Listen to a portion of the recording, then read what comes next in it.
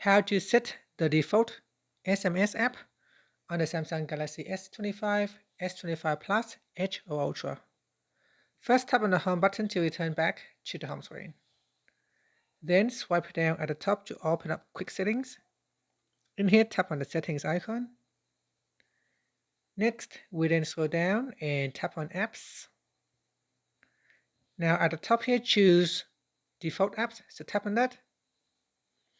And then we scroll down and tap on SMS app.